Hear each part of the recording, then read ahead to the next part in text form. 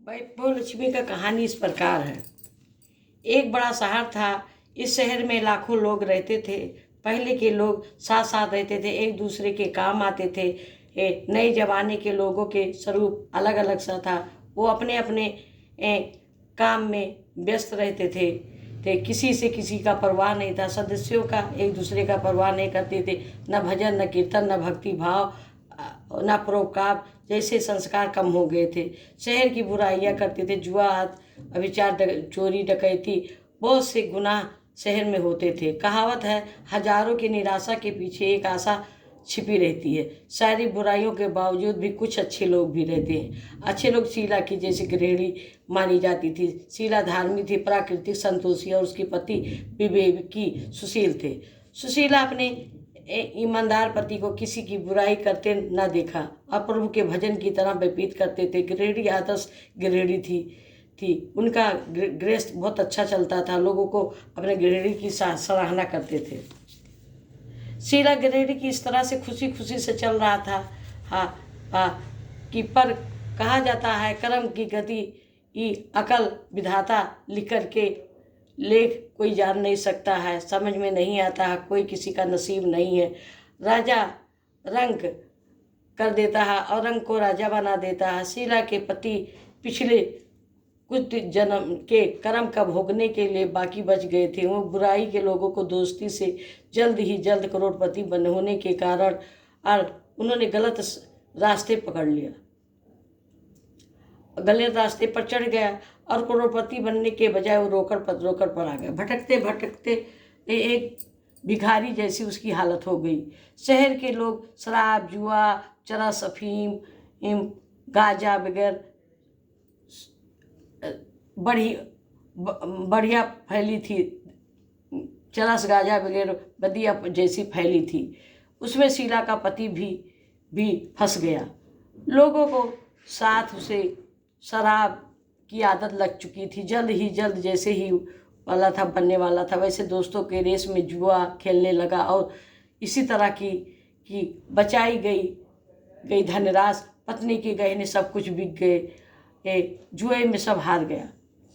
इस तरह से इस वक्त वो सुशीला पत्नी शीला साथ मज़े से रहता था। इसी तरह से वो अपने साथ मज़े से रहता था। प्रभु का मज़े से रहती थी और प्रभु का भजन करती थी और शांति के वक्त कहती करती थी। उसका बजाय घर में दरिद्रता और भुखमरी फैल गई।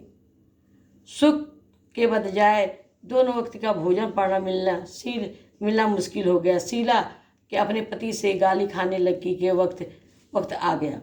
शीला सुशील और संस्कारी थी। उसके पति बर्ताव से वो बहुत दुखी रहती थी, किंतु भगवान का भरोसा करके बड़ा ही दिल रख करके दुख को सहती थी और भगवान के भरोसे उसका सारा दिन बीत जाता था। दुख सहने लगी और कहा जाता है, सुख के पीछे दुख है, दुख के पीछे सुख है आता है। इसीलिए वो दुख के बाद सुख आएगा, ऐसे श्रद्धा और शीला से प्रभु भक्ति में लीन रहती थी। इस तरह से असहाय दुख सहते सहते वो प्रभु के भक्ति में कितना भी अचानक भी एक दिन दोपहर का समय द्वार पर किसी की दस्तक दी। शीला सोच में पड़ गई, कोई गरीब घर में के वक्त कौन आया है। फिर द्वार पर वो आई और आदर सहित चाहिए जैसे ही वो आय, धर्म संस्कार वाली शीला ने खड़े होकर के द्वार खोला। देखा सामने माता जी खड़ी हैं। वो बड़ी उम्र की लगती हैं, किंतु उनके चेहरे पर अलौकिक तेज चमक रहे हैं।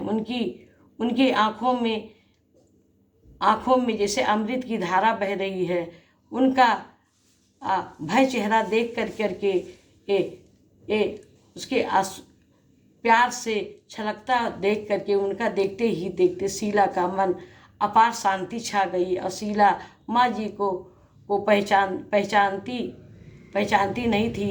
फिर भी उसका देख करके शीला ने रोम रोम आनंद छा गया। शीला माँ जी के आदर से घर में आई हूँ। घर के बिताने के लिए कुछ भी नहीं था बिठाने के लिए। शीला ने सकुचा करके एक फटी हुई चादर और उसको बिछा दी। अम्मा जी ने कहा, क्यों शीला, मुझे पहचाना नहीं? शीला सकुचा करके कहा। आपको देखते ही मुझे खुशी हो रही है।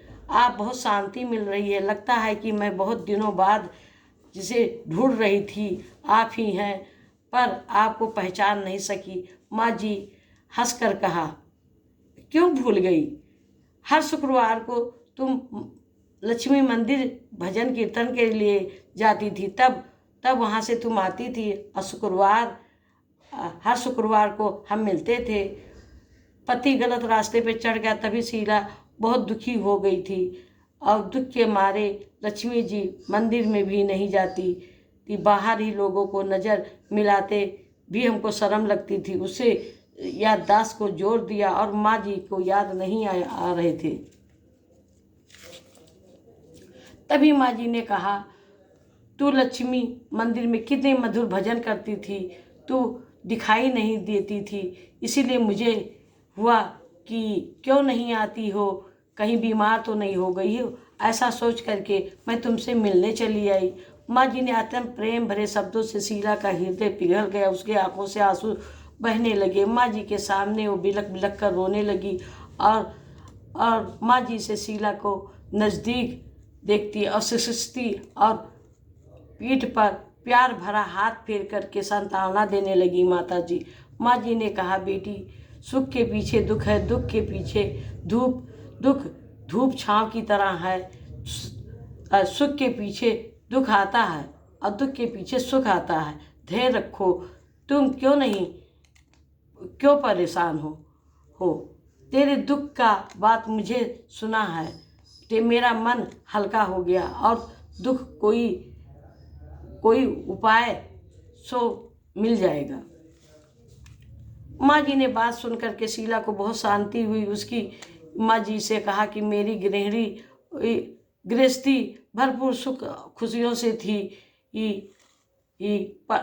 पति के सुशील थे। भगवान की कृपा से पैसे की बात तो हमें संतोष था। हम शांति से गृहस्थी चलाते थे भक्ति भाव से अपना वक्त बिताते थे। एकाएक हमारा भाग ही रूप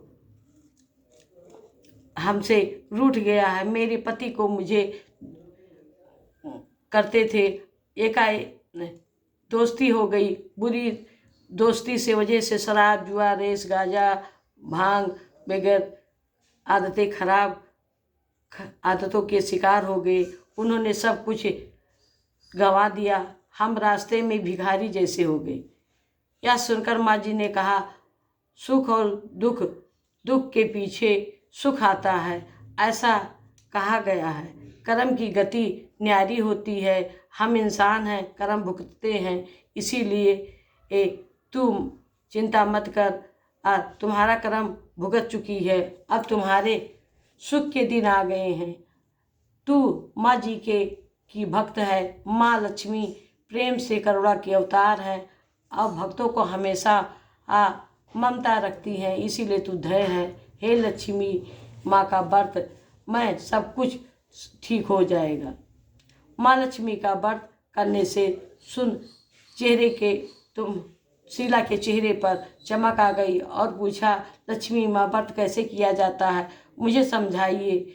ये बात अवश्य बताओ, मुझे बताइए। माँ जी ने बेटी को लक्ष्मी जी का व्रत सरल विधि से बता दिया। लक्ष्मी माँ का व्रत किया और व्रत करने से उसकी मनोकामना पूरी और सुख शांति प्राप्त हुई। ऐसा कह करके माँ जी वैभव लक्ष्मी का व्रत का विधि बताया।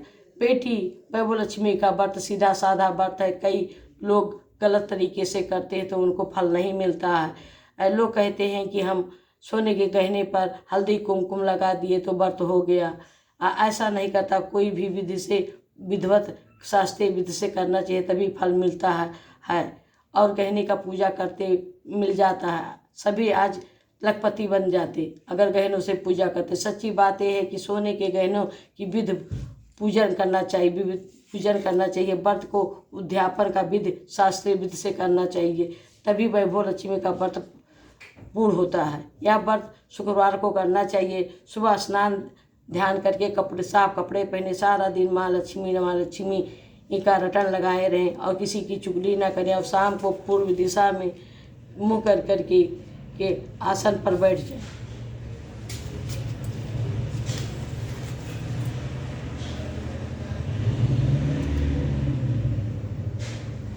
बैठ जाए और रुमाल रखिए।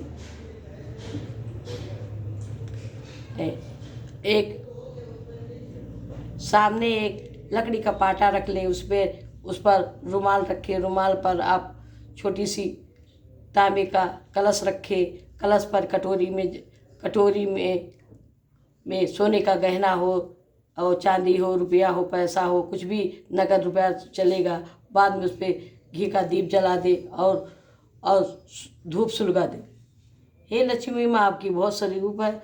लक्ष्मी जी का श्री यंत्र का प्रिय है और वैभव लक्ष्मी का पूजन करते वक्त श्री यंत्र का दर्शन करना चाहिए। और लक्ष्मी का विविध रूप है, उनका दर्शन करना चाहिए। श्री यंत्र माँ लक्ष्मी जी को विविध स्वरूपों की छवि दी गई है और स्तवन का पाठ करना चाहिए। बाद में कटोरी में रखे हुए गहने को, रुपये को हल्दी कुमकुम चावल चढ़ाकर पूजा करो और लाल रंग का फूल चढ़ाओ। शाम को कोई मीठी चीज़ बना लो, प्रसाद रखो।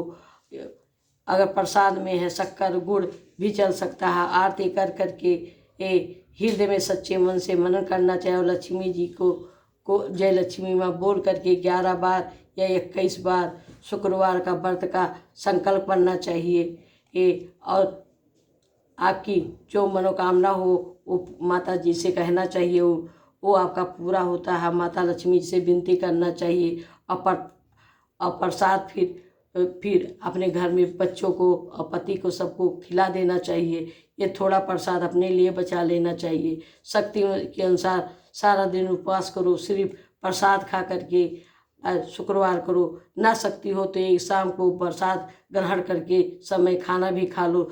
थोड़ी शक्ति ना हो तो भोजन कर लो और बाद में कटोरी में रखा हुआ गहना रुपया कलश में पानी तुलसी जी को डाल दो और चावल पक्षियों को डाल दो। शास्त्रीय विधि से व्रत करने से उसका फल अवश्य मिलता है।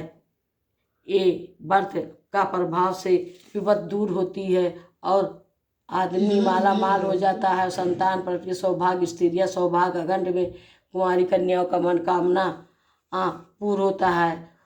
उनके मन भावन पति मिलते हैं। माँ जी ने कहा 11-21 का मन्नत मान लो और अपने शुक्रवार को वैभव लक्ष्मी का पूरी श्रद्धा भाव से करना चाहिए और शुक्रवार को शास्त्रीय विधि से उद्यापन करना चाहिए। मैं बताती हूँ, आखिरी शुक्रवार को खीर नैवेद्य रखो और पूजन के सारे सामान रखो। वैसे तो पूजन के दिन श्रीफल रखना चाहिए। कम से कम 7 कुंवारी कन्याएं कन्या सौभाग्यवती औरतों का तिलक करके वैभव लक्ष्मी का पुस्तक बांटना चाहिए। 11-21 पुस्तक बांट दो और खीर का प्रसाद बनाओ और धन लक्ष्मी स्वरूप लक्ष्मी और लक्ष्मी स्वरूपों को दर्शन करके छवि को प्रणाम करो और मन भावुकता के साथ प्रार्थना करते वक्त जय लक्ष्मी माँ वैभव लक्ष्मी माँ का मन में हृदय में मनन करना चाहिए। वैभव लक्ष्मी का व्रत ऐसे मनोकामना पूर्ण होता है और सबको कल्याण होता है। संतान को संतान मिलता है, सौभाग्यशाली स्त्री सौभाग्य अखंड होता है,